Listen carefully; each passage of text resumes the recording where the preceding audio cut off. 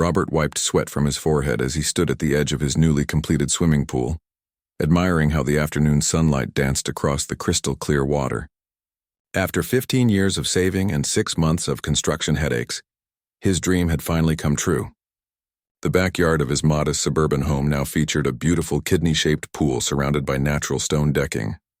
Worth every penny, he whispered to himself, smiling as he imagined the peaceful morning, swims before work and relaxing weekend afternoons that awaited him.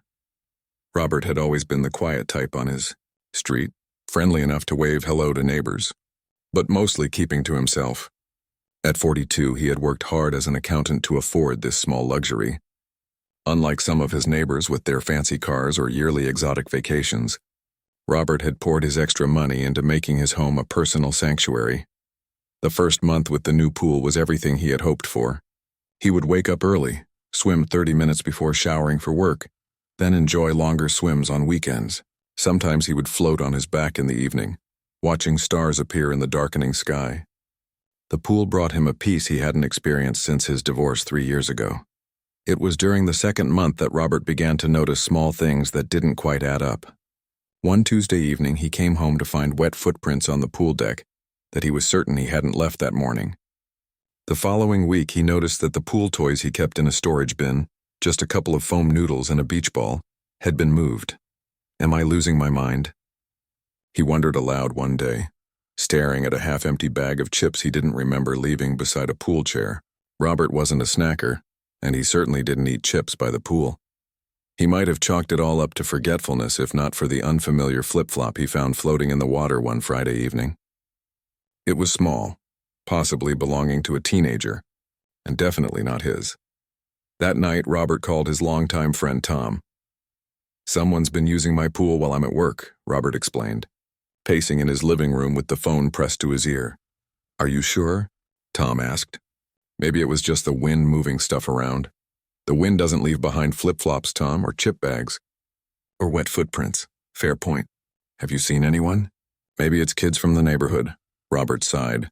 "No, I haven't caught anyone yet. By the time I get home from work, whoever it is has already left. You know what you need? A camera. Nothing fancy, just something to see what's happening when you're not there." The following weekend, Robert installed a discreet outdoor security camera with a view of the pool area. He positioned it under the eave of his house, almost hidden by a hanging plant. The camera connected to an app on his phone, allowing him to check the feed throughout the day. Monday passed without incident.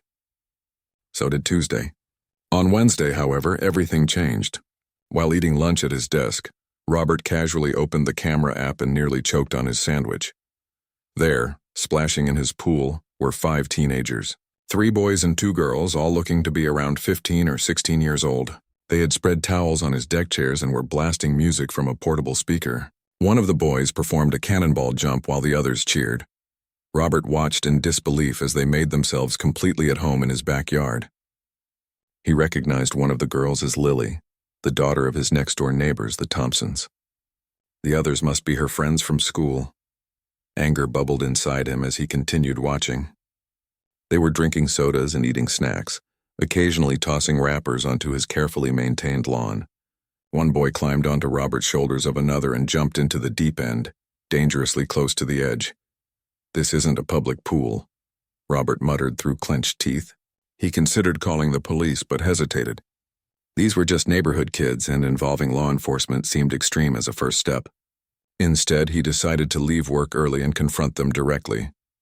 By the time Robert arrived home, however, the teenagers had vanished, leaving behind only scattered towel marks on the deck and a few pieces of trash. Fuming, he walked next door to the Thompsons' house and rang the doorbell. Patricia Thompson answered, her smile fading slightly when she saw Robert's expression. "Is everything okay?" she asked, tucking a strand of blonde hair behind her ear. "Not really," Robert replied, trying to keep his voice steady. "I caught your daughter and her friends using my pool today without permission. They were trespassing while I was at work." Patricia's expression shifted from concern to mild embarrassment, but not the level of shock or apology Robert had expected. "Oh, that. Well, you know how kids are in summer. They get bored and look for ways to cool off," she said with a dismissive wave of her hand. Robert blinked in surprise. "So you knew about this?" "Well, Lily mentioned they'd been swimming. I assumed it was fine since you're hardly ever using it during the day anyway. The casual way she justified her daughter's trespassing left Robert momentarily speechless. It's not fine, he finally managed. It's my private property. They could get hurt and I'd be liable. Not to mention the principle of it. They're entering my yard without permission. Patricia's smile tightened. They're just being kids, Robert. No need to make a big deal about it. It's not like they're damaging anything. Actually, they left trash in my yard, and one of them almost hit his head doing some dangerous stunt. Robert took a deep breath. Look, I need you to tell Lily and her friends that they can't use my pool unless they're invited. Fine, Patricia said coolly. I'll talk to her, though I think you're being a bit selfish with that big pool sitting empty all day. Robert walked home feeling both angry and somehow guilty, despite knowing he was completely in the right. That evening, he reviewed more footage from previous days and discovered the teenagers had been using his pool almost every weekday afternoon for the past 3 weeks. The next day, Robert came home to find a handwritten note taped to his front door. In messy teenage handwriting, it read, "Sorry about using your pool without asking. Won't happen again. Lily T." The apology should have made him feel better, but something about it seemed forced. Robert suspected Patricia had made her daughter write it without any real understanding of why what she'd done was wrong. His suspicion proved correct when, the very next week, his camera alerted him to motion in his backyard. This time it was Lily with 3 different friends, all happily splashing in his pool as if the conversation had never happened. Robert called Patricia immediately. "Your daughter is in my pool again," he said when she answered. "With friends," a long pause followed. "Are you spying on my child?" Patricia asked, her voice suddenly cold. "What? No! I have a security camera because people keep trespassing on my property. Sounds like spying to me. Those are minors you're recording." Robert couldn't believe what he was hearing. Somehow he was being made out to be the bad guy for protecting his own property. They shouldn't be there in the first place when we argued. You promised you'd talk to her. And I did. But maybe if you weren't so uptight about your precious pool, we wouldn't be having this problem. The call ended with Patricia promising, again, to address the issue with her daughter. But Robert had lost all faith in her willingness to respect his boundaries. That evening, while checking his mailbox, Robert noticed Jim Thompson, Patricia's husband, working in their front yard. Deciding a man-to-man approach might yield better results, Robert walked over. "Hey, Jim, got a minute to talk?" he asked. Jim straightened up from the flower bed he'd been weeding. "Sure, what's up?" "It's about Lily and her friends using my pool without permission. It happened again today." Jim frowned slightly. "Yeah, Patricia mentioned you were upset about that. Look, they're not doing any harm, right? Just cooling off on hot days." Robert couldn't believe his ears. Both parents were completely dismissing his concerns. "It's not about harm, Jim. It's about respect for other people's property. What if one of them got hurt on my watch? What if they damaged something? I'm at work, not there to supervise," Jim shrugged. "Kids will be kids. They need somewhere to hang out, and your setup is pretty nice. Take it as a compliment." "That's not the point," Robert insisted, frustration mounting. "I need you and Patricia to make it clear that they can't use my pool without asking me first." All right, Jim said, raising his hands in a placating gesture. "I'll have another word with her. But between us, I think you're making a mountain out of a molehill." Walking back to his house, Robert felt like he was living in some alternate reality where property boundaries didn't matter. The entitlement of both the parents and their daughter was staggering. The next day, Robert decided to take matters into his own hands. He visited a local home security store and purchased a set of no trespassing signs, which he placed prominently around his yard. He also bought a lock for his gate, though he knew the teenagers had been climbing over the fence rather than using the gate. For a few days, it seemed to work. His camera D didn't detect any unwanted visitors, and Robert began to hope the problem had been resolved. But his relief was short-lived. The following Monday, his phone buzzed with another alert from the security camera. This time it wasn't just Lily and her friends. There were at least 8 teenagers in his backyard. Some he recognized from the neighborhood and others he'd never seen before. They had brought a cooler full of drinks and snacks, and music blasted from 2 speakers. As he watched the feed in horror, one boy picked up the no trespassing sign Robert had placed by the pool and mockingly read it aloud, to the laughter of his friends before tossing it. Aside, Robert realized then that the problem was much bigger than he had thought. Word had spread about the cool pool that could be used freely when the owner was away. His private sanctuary had become the neighborhood's secret swimming hole, and he had absolutely no idea what to do about it. Robert sat in his living room with the blinds drawn, staring at his phone as the teenagers continued their pool party in his backyard. His hands shook slightly with anger. He had three options: call the police, confront a large group of teenagers by himself, or wait until they left and try again with the Thompsons. He chose the third option, though it felt like admitting defeat. After 2 hours, his security camera showed the last of the teens leaving, climbing over his fence with wet towels slung over their shoulders, laughing as they departed. Robert waited 30 minutes to make sure they were truly gone, then walked outside to survey the damage. Empty soda cans floated in his pool. Chip bags and candy wrappers littered the deck. One of his pool chairs had been tipped over and another had a suspicious stain on its cushion. With a heavy sigh, he grabbed the pool net and began fishing out the trash. As he cleaned, his frustration hardened into resolve. This couldn't continue. The next day, Robert took a personal day from work. Instead of going to the office, he visited 3 different home improvement stores, comparing prices and options. By afternoon, his trunk was loaded with supplies: additional fencing materials to increase the height of his existing fence, a more secure lock system for his gate, and a weatherproof outdoor cabinet with a combination lock to secure his pool equipment. For the next 2 days, Robert worked from home and spent his lunch breaks and evenings installing the new security measures. He added 2 feet of lattice to the top of his fence, making it much harder to climb over. He replaced his simple gate latch with a keyed deadbolt. He even installed motion-activated sprinklers that could be turned on when he wasn't using the pool, a slightly mischievous but non-harmful deterrent. On Thursday evening, as Robert finished securing the last section of additional fencing, Jim Thompson wandered over from next door. "Quite the project you've got going," Jim remarked, hands in his pockets as he surveyed Robert's handiwork. "Just making some improvements," Robert replied neutrally, hammering in the final nail. "Looks more like Fort Knox than a backyard," Jim chuckled, but there was an edge to his voice. "The kids are pretty disappointed." Robert put down his hammer and turned to face his neighbor directly. "Jim, those kids have been trespassing on my property, leaving trash and potentially putting themselves in danger. I've tried talking to you and Patricia multiple times. What exactly did you expect me to do?" Jim had the decency to look slightly embarrassed.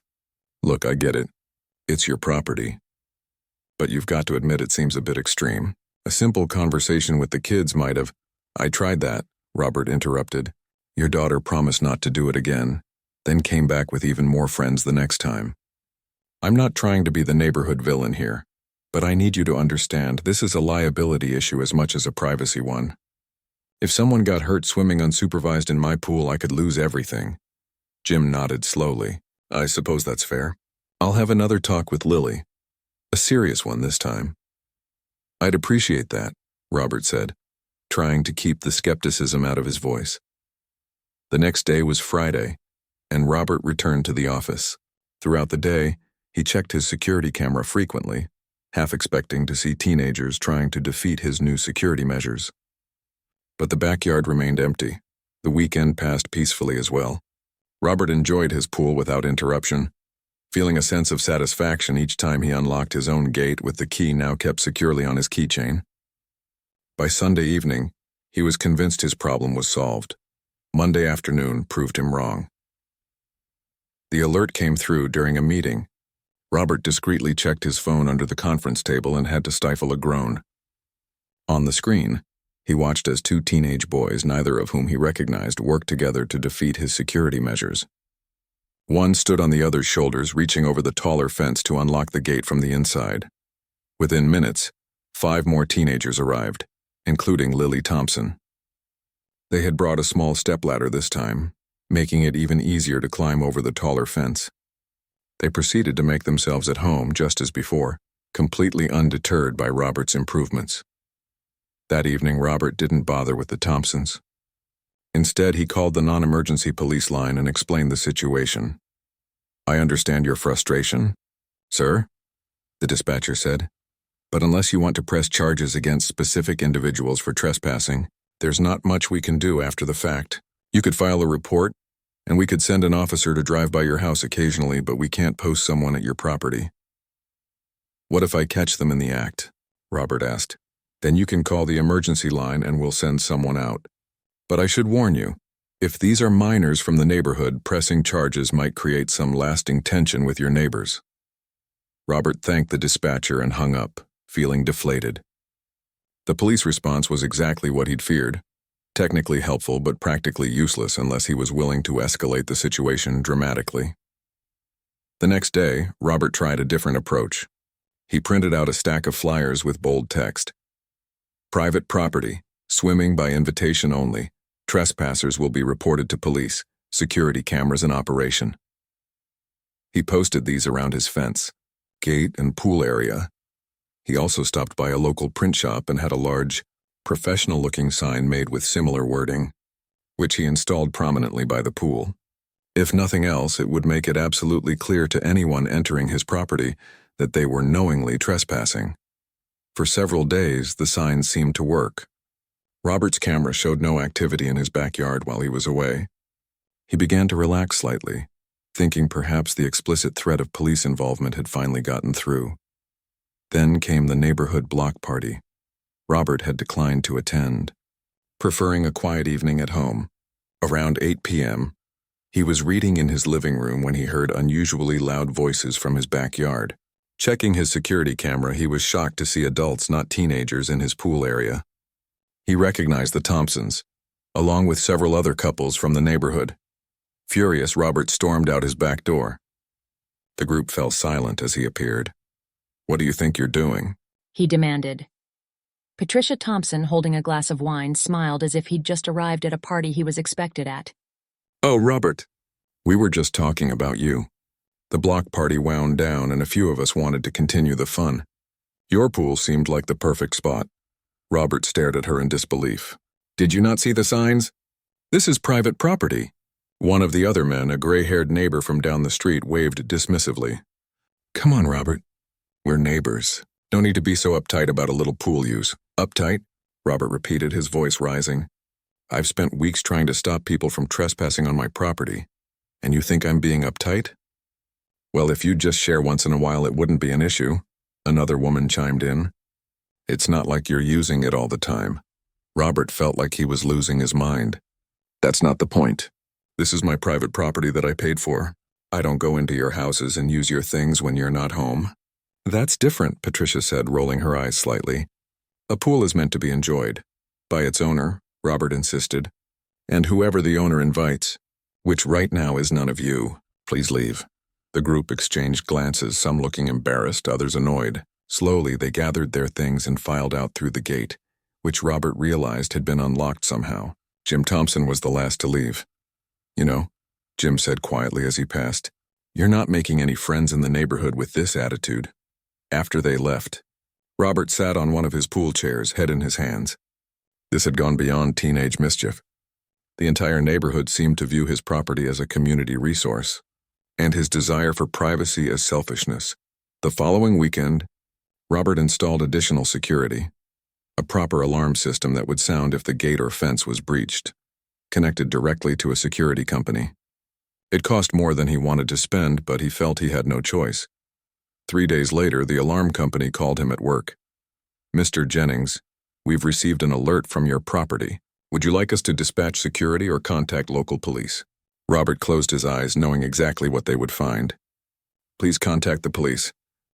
30 minutes later, his phone rang again. It was the police officer at his house.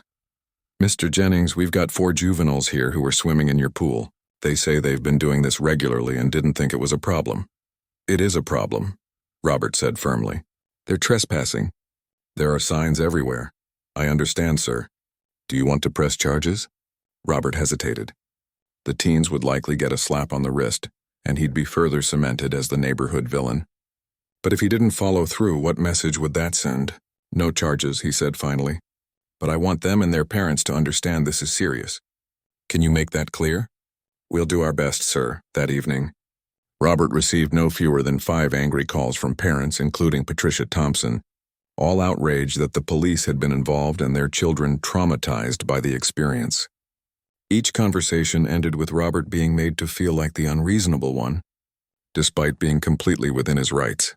As he hung up from the last call, Robert looked out at his pool glimmering peacefully in the evening light. What should have been a source of joy had become a constant stress. He had tried everything reasonable, talking to the neighbors, installing better security, putting up signs even involving the authorities in the most gentle way possible.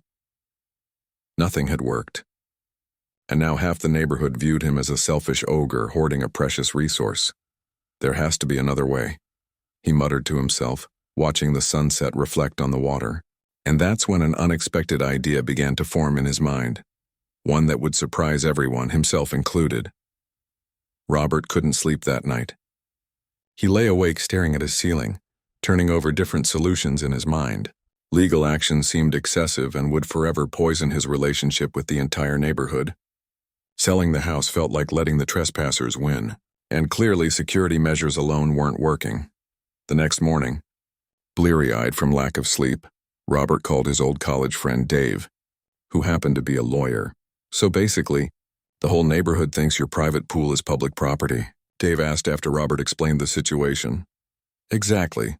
No matter what I say or do, they act like I'm being unreasonable for wanting my own pool to myself. Well, legally, you're completely in the right, Dave assured him. You could sue for trespassing, get restraining orders against specific individuals, even press charges if it continues. But practically speaking? Dave sighed. Practically speaking, you'd win the battle but lose the war. You'd be the neighborhood pariah. Nobody wants to live somewhere they're hated even if they're in the right. So what do? Robert asked, frustration evident in his voice. I hate to say it, but sometimes the easiest solution is just to give people what they want, but on your terms. What do you mean? Instead of fighting them using the pool, what if you controlled how and when they used it? Set up specific hours or days when neighbors can swim if they follow your rules. Make them sign liability waivers. Charge a small fee for maintenance. Robert considered this. So basically turn my private pool into an actual public one, but with me as the manager. Something like that. Or you could go the opposite direction. Make using your pool so unpleasant that they stop wanting to. Like what? Filling it with sharks? Robert joked weakly. Dave laughed. More like scheduling pool cleaning during prime swimming hours. Or playing classical music very loudly. Teenagers hate that. Get creative. After the call, Robert mulled over Dave's suggestions. Neither option felt right. He didn't want to manage a neighborhood pool, but he also didn't want to deliberately antagonize his neighbors. For the next 2 weeks, Robert kept his pool securely locked when he wasn't home. The alarm was triggered twice more, resulting in police visits, but Robert continued to decline pressing charges, hoping the warnings would eventually sink in. Then came the business trip. Robert had been dreading it for weeks, 3 days in Chicago for an accounting conference. He'd arranged for a colleague to stop by once a day to check on the house and had scheduled the pool service to clean on the second day, hoping the combination of regular visits and his now notorious security system would keep trespassers at bay. The first day of the conference dragged on endlessly. Robert found himself checking his phone for security alerts during every break between sessions. By evening, he was exhausted from the constant anxiety, yet relieved that there had been no incidents. The second day went smoothly as well. His colleague texted to confirm the house looked fine, and the pool service reported no issues. Robert began to hope that perhaps the neighborhood had finally gotten the message. On the third day, the conference ended at noon. Robert had originally planned to take the late flight home, arriving around 10 p.m., but a sense of unease had been growing all morning. On impulse, he changed his ticket to an earlier flight and didn't notify anyone of his change in plans. His plane landed at 4:30 p.m. By 5:15, Robert was driving down his street looking forward to a quiet evening at home. As he turned into his driveway, however, he noticed several cars parked along the curb that he didn't recognize. A faint bass beat seemed to be coming from behind his house. With a sinking feeling, Robert killed his engine and walked around the side of his house toward his backyard gate. It was unlocked. The music grew louder as he approached. Taking a deep breath, he pushed open the gate. The sight that greeted him made him freeze in disbelief. His backyard had been transformed into a full-blown pool party. At least 15 people, Adults and teenagers were in and around his pool. A portable grill had been set up on his patio, where someone was flipping burgers. Coolers full of drinks sat on his deck. Beach towels covered every flat surface. For a moment, no one noticed him standing there. Robert spotted Patricia and Jim Thompson lounging on his pool chairs, drinks in hand, chatting with other adults he recognized from the neighborhood. Their daughter Lily and her friends splashed in the deep end of the pool. Someone had even brought a volleyball net that had been strung across the shallow end. It was Jim who finally saw him. "Robert," he called out, raising his beer bottle in greeting as if welcoming Robert to his own party. "You're back early." Every head turned toward Robert. A few teenagers looked alarmed, but most of the adults just smiled and waved as if nothing were amiss. "What?"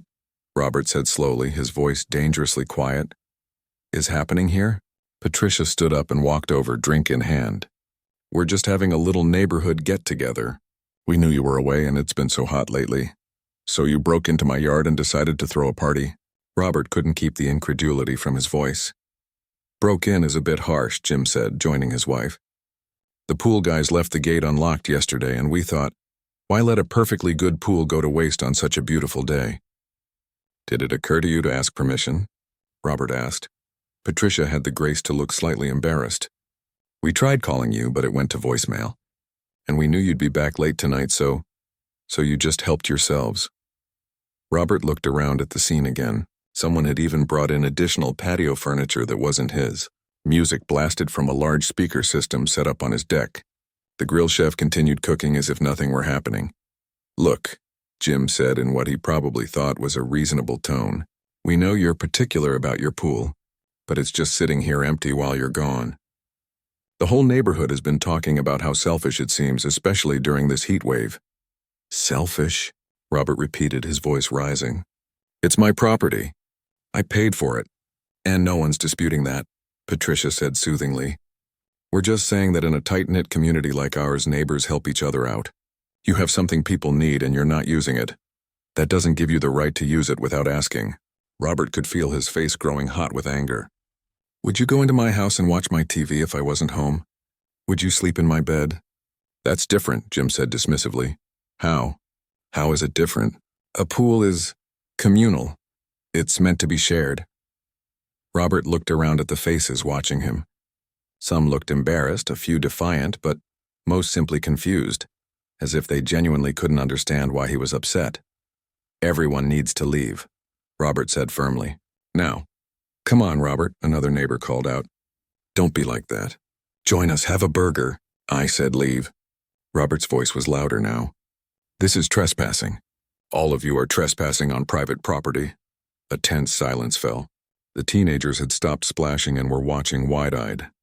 Finally, an older neighbor whom Robert had always respected stood up. "I think we should go," he said quietly.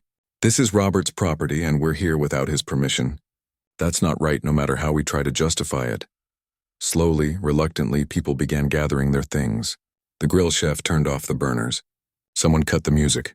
The teenagers climbed out of the pool, whispering among themselves. No one apologized. In fact, many shot Robert resentful looks as they filed past him out of the gate. Patricia paused as she left. "You know, Robert, life is a lot more pleasant when you learn to share your blessings," she said, her tone suggesting she was offering sage wisdom rather than justifying breaking into someone's property. After everyone had gone, Robert stood alone in his backyard surveying the aftermath. Wet footprints covered his deck. Empty cans and food wrappers were scattered everywhere. Someone had spilled a drink on one of his cushions. The water in his pool was cloudy with sunscreen and who knew what else. He sat heavily on a pool chair, his anger giving way to exhaustion and a deep sense of violation. He had tried everything reasonable to protect his property. He had been patient, understanding, and even lenient when calling the authorities. And this was how his neighbors repaid him, by escalating their trespassing to a full-scale invasion the moment they thought he was gone. As the sun began to set, casting long shadows across his vandalized sanctuary, Robert made a decision. Fighting this battle one trespasser at a time wasn't working. He needed to change the entire dynamic, to solve the problem in a way no one would expect. Pulling out his phone, he began to search. Not for security companies or lawyers, but for something completely different. As an idea took shape in his mind, a small smile formed on his lips. The neighborhood wanted to use his pool? Fine. But it would be on his terms and in a way that would make their entitled behavior impossible to continue without revealing their true selfishness. Tomorrow, he would put his plan into motion. And it would change everything. The next morning, Robert called in sick to work for the first time in 3 years. He needed time to put his plan into action, and it couldn't wait another day. After making coffee, he sat at his kitchen table with his laptop open, researching local community organizations. By mid-morning, he had compiled a list of 5 possibilities. He spent the next hour making phone calls explaining his unusual situation and proposal. The first 3 organizations were interested but hesitant about the logistics. The 4th didn't return his call, but the 5th call changed everything. "Sunshine Swimmers?" a cheerful voice answered. "This is Beth." "Hi, Beth. My name is Robert Jennings. I was wondering if I could speak to whoever runs your swimming program for children with disabilities." "That would be me," Beth replied. "How can I help you?" Robert took a deep breath. "This might sound strange, but I'd like to offer my private pool for your program's use." There was a pause. "Your private pool? Are you sure about that?" "Very sure. I have a newly built in-ground pool that sits empty most weekdays while I'm at work. I've heard your organization struggles to find adequate pool time at the community center. That's putting it mildly," Beth said with a small laugh. "We're limited to 1 hour twice a week, and it's never enough time for all our kids. But Mr. Jennings, this is an unusual offer. May I ask what prompted it?" Robert gave her an abbreviated version of his neighbor troubles, careful to keep the focus on his desire to put the pool to good use, rather than his frustration with the trespassers. "So, instead of fighting with them, you want to donate your pool time to children with disabilities?" Beth asked, sounding both impressed and slightly suspicious. "That's very generous, but there would be liability considerations, accessibility issues, scheduling." "I've thought about all that," Robert assured her. "I'm prepared to sign whatever waivers are necessary and make reasonable accommodations for accessibility. As for scheduling, weekday afternoons would work best, say from 3 to 5 p.m. on Tuesdays and Thursdays." "Those are prime hours," Beth mused. "Most private pool owners want to use their pools after work, not donate the time." "I'm not most pool owners," Robert said simply. By the end of the call, Beth had agreed to visit Robert's house the following day, to evaluate the pool and discuss details. Robert hung up feeling more positive than he had in weeks. The next afternoon, Beth arrived precisely on time. She was a compact woman in her 50s with practical short gray hair and alert, eyes that missed nothing as she toured Robert's backyard. "The pool itself is perfect," she declared, after checking the depth markings and water quality. "But we'd need a few modifications for our swimmers. A ramp or lift for wheelchair users. Non-slip surfaces around the deck, perhaps some support railings." "How much would all that cost?" Robert asked. Beth named a figure that made him wince internally, but he nodded without hesitation. "If I agree to those modifications, how soon could your program start using the pool?" "You're really serious about this," Beth said, studying his face. "Completely serious." She smiled for the first time. "In that case, we could start as soon as the modifications are complete. We have about 15 children in our current program, ages 8 to 16, all with various physical disabilities. Our goal is to provide therapeutic swimming time in a supportive environment. Each child comes with a parent or caregiver, and we have trained instructors." "It sounds perfect," Robert said, meaning it. Over the next 2 weeks, Robert took more time off work to supervise the modifications to his pool area. A concrete ramp was installed at the shallow end, along with safety railings and non-slip surfacing around the entire deck. He paid for everything out of his savings, telling himself it was worth every penny. He also contacted his insurance company to adjust his homeowner's policy to cover the new use of his pool. The agent was surprised but helpful, setting up a special rider that would protect Robert from liability as long as the proper waivers were signed and safety protocols followed. During this time, neighbors watched the construction with curious eyes. Robert offered no explanations, even when directly asked. Let them wonder, he thought. They'd find out soon enough. The day before the first scheduled session with Sunshine Swimmers, Robert had a large, professional sign installed at the entrance to his backyard. Private pool, by appointment only, proud host of the Sunshine Swimmers.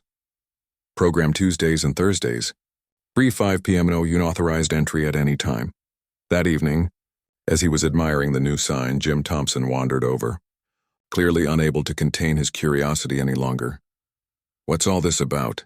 Jim asked, gesturing to the sign and the modifications around the pool. Giving swimming lessons now? Robert smiled pleasantly, in a manner of speaking. "I've donated pool time to the Sunshine Swimmers program for children with physical disabilities. They start tomorrow." Jim's eyebrows shot up. "You're letting strangers use your pool? After all the fuss you made about us?" "They're not strangers. They're registered program participants with signed liability waivers, proper supervision, and scheduled hours," Robert explained calmly, "and they asked permission." Jim had the grace to look slightly embarrassed. "Well, that's good of you, I suppose. The neighborhood kids will be disappointed, though." "The neighborhood kids are welcome to apply to volunteer with the program," Robert said. "Beth is always looking for helpers. Of course, they'd need to fill out the proper paperwork and commit to regular hours." Jim nodded slowly, processing this information. "I'll, let people know." The next day, Robert arranged to work from home so he could be present for the first Sunshine Swimmers session. At 2:45 p.m., Beth arrived with her team of instructors to set up. By 3, the first families began to arrive. Robert watched from his patio as children with various disabilities, some in wheelchairs, others using walkers or braces, arrived with their parents or caregivers.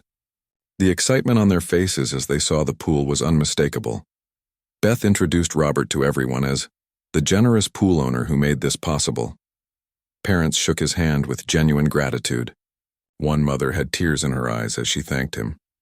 "My daughter Zoe has been on the waiting list for the community center program for 8 months," she explained. "This means everything to her." Robert watched as Zoe, a 10-year-old girl with cerebral palsy, was carefully helped into the water by an instructor. The joy on her face as she floated freely, momentarily liberated from the constraints of her body, made something tighten in Robert's chest. Throughout the afternoon, he observed as each child got personalized attention and swimming time. The instructors were patient and skilled, the parents supportive and grateful. The entire atmosphere was one of respect, for the space, for each other, for the opportunity itself. Around 4:30, Robert noticed a small group of neighborhood teenagers, including Lily Thompson, gathered outside his fence, watching the proceedings with curious eyes. After a moment's hesitation, he walked over to them. "Can I help you?" he asked, keeping his tone neutral. Lily shifted uncomfortably. "We just wanted to see what was happening. Dad said you're letting disabled kids use your pool now." "That's right. But you wouldn't let us use it," one of the boys said, a hint of accusation in his voice. Robert looked at each of their faces before responding. These children and their families ask permission. They follow rules. They respect boundaries, and they don't take things for granted. The teenagers glanced at each other, some looking embarrassed. "If you're genuinely interested," Robert continued, "the program can always use volunteers. You'd need to apply formally, commit to regular hours, and follow Beth's instructions. It's not about swimming for fun, it's about helping others." He expected them to scoff and walk away. To his surprise, Lily asked, "How would we apply?" Robert directed them to Beth, who was delighted by the prospect of teen volunteers and immediately gave them information packets. As the session wound down at 5 p.m., Robert helped the instructors clean up while the last few families departed. Beth approached him, smiling broadly. "That was wonderful," she said. "The pool is perfect, and having it twice a week will make such a difference to these families. Are you sure you want to commit to this long term?" Robert looked around at his backyard. For the first time in months, he felt good about his pool, proud even. "Absolutely certain," he replied. That evening, as Robert sat on his patio enjoying the quiet, Patricia Thompson appeared at his gate. Her expression was difficult to read. "Jim told me what you've done with the pool," she said without preamble. Robert nodded, waiting. "It's not what I expected," she admitted. "What did you expect?" Patricia shrugged. "I don't know. More security cameras? A fence with barbed wire? Legal action? Not this." "Sorry to disappoint," Robert said dryly. "I'm not disappointed," she said quickly. "It's actually, well, it's a good thing you're doing." Coming from Patricia, this was practically a standing ovation. Robert simply nodded his acknowledgement. "Lily wants to volunteer," Patricia continued. She picked up an application form. I think she'd be good at it, Robert said honestly. She's good with people. Patricia studied him for a moment. You know, you could have just shared the pool with the neighborhood from the beginning instead of making such a fuss. And there it was. The entitlement still lurking beneath the surface approval. Robert smiled thinly. I did share it, he said quietly. Just not with those who assumed they had a right to it. As Patricia walked away, Robert knew his point had been made, even if she didn't fully acknowledge it. His pool was now being used when he wasn't home, but on his terms in a way that truly benefited others, and with proper respect for his property and boundaries. The irony wasn't lost on him. By standing his ground and then choosing generosity over retaliation, he had found a solution that no one, including himself, had expected. As summer progressed, the Sunshine Swimmers program became a regular fixture in Robert's backyard. Twice a week, the quiet neighborhood street would fill with minivans and adapted vehicles, bringing children and their families for their eagerly anticipated swimming sessions. To Robert's surprise, 5 neighborhood teenagers, including Lily Thompson, had followed through on their interest and become regular volunteers. They helped set up equipment, assisted the instructors, and built relationships with the participating children. Robert often watched from his home office window, as Lily patiently helped a young boy with Down syndrome practice his floating technique, her face serious with concentration. The change in the neighborhood's attitude toward Robert was subtle but noticeable. The resentful glances had mostly stopped. Some neighbors even waved or nodded when they passed his house. No one had attempted to use his pool without permission since the program began. One evening in late July, Robert was tending to his small front garden when Jim Thompson walked over. A 6-pack of beer in hand. Got a minute? Jim asked, holding up the beer as a peace offering. Robert hesitated, then nodded toward his front porch. Sure. The 2 men sat in the porch chairs, an awkward silence hanging between them as Jim handed Robert a beer. Patricia and I have been talking, Jim finally said, looking at his bottle rather than at Robert. We owe you an apology. Robert raised his eyebrows but said nothing. We were wrong about the pool, Jim continued. Wrong to use it without asking. Wrong to encourage the kids to do the same. Wrong to make you out to be the bad guy when you were just protecting your property. He took a swig of beer. I wouldn't want people using my garage workshop without permission, so I don't know why I thought your pool was different. I appreciate that, Robert said simply. Lily's really enjoying the volunteer work, Jim added. Says it's changed how she thinks about, well, a lot of things. Privilege, respect, helping others. She wants to keep doing it even when school starts. Robert nodded. She's good with the kids. Beth thinks she has a natural talent for it. They sat in silence for another minute, but it was more comfortable now. The thing is, Jim said eventually, I still don't understand why you didn't just tell us to begin with that you were planning to donate the pool time. We wouldn't have given you such a hard time if we'd known. Robert took a slow sip of his beer before answering, because that wasn't my plan from the beginning. It was only after everything else failed that I thought of it. So what changed your mind? Why not just keep fighting us with security systems and police calls? Robert considered the question. Because that would have made me just as miserable as it made all of you. This way everybody wins. The kids get pool time they desperately need. I get to know my pool is being used respectfully when I'm not home. And the neighborhood gets to feel good about having something special happening here instead of just another fence dispute. Jim nodded slowly. Well, it worked. Patricia's even talking about hosting a fundraiser for the program. Though I think that might partly be her way of saving face, he added with a small smile. As August turned to September and the new school year began, the Sunshine Swimmers program continued, though with adjusted hours to accommodate school schedules. Robert had expected interest to wane with cooler weather and busier calendars, but the opposite occurred.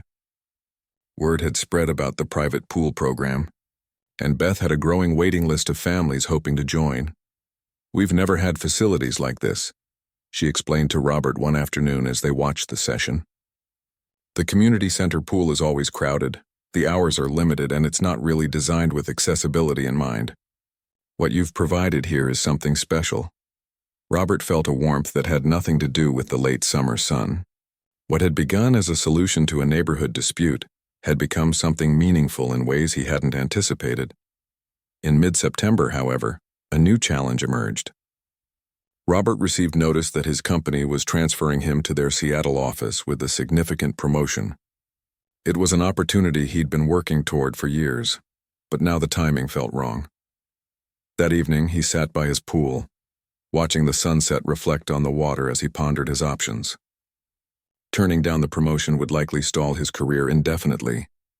Taking it would mean selling the house and ending the swimming program that had come to mean so much to so many.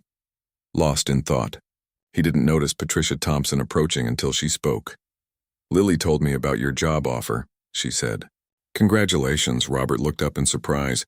"News travels fast around here," Patricia shrugged. "Small neighborhood. Big change for you, though." "I haven't decided yet," Robert admitted, "because of the program." Patricia sat in the chair beside him without waiting for an invitation. They'd come a long way from their earlier hostility. "Partly," Robert said. "It seems wrong to end it just when it's making such a difference." Patricia was quiet for a moment, looking out at the pool. "The neighborhood association had our quarterly meeting last night," she said eventually. "Your program was the main topic of discussion." "Oh?" "We've been thinking, what if the neighborhood bought your house when you leave? We could maintain it as a dedicated space for the Sunshine Swimmers, plus maybe open it up for other community programs." Robert stared at her. "The neighborhood would buy my house?" "Well, technically we'd form a non-profit, apply for grants, raise funds. It would take work, but there's a lot of support for the idea. People have seen what a difference it's making. The same people who thought I was selfish for not letting them use my pool whenever they wanted."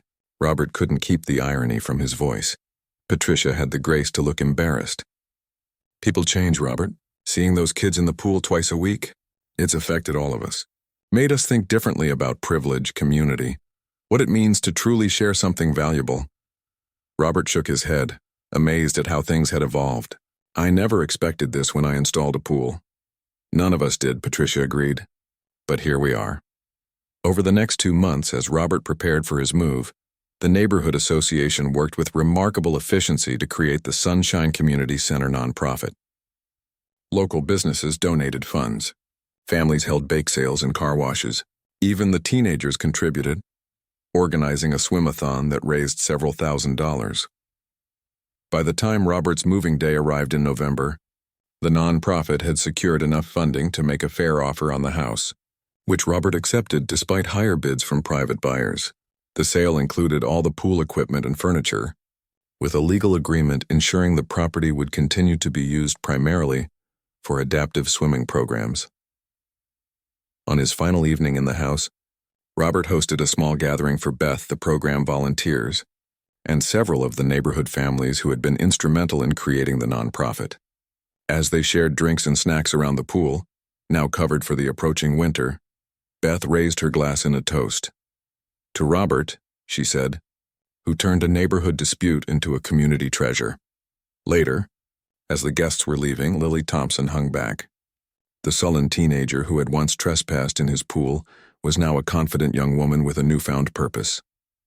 "I've decided I want to become an adaptive swimming instructor," she told Robert. "Beth is helping me find the right certification programs." "You'll be excellent at it," Robert said, meaning it. "It's weird," Lily said.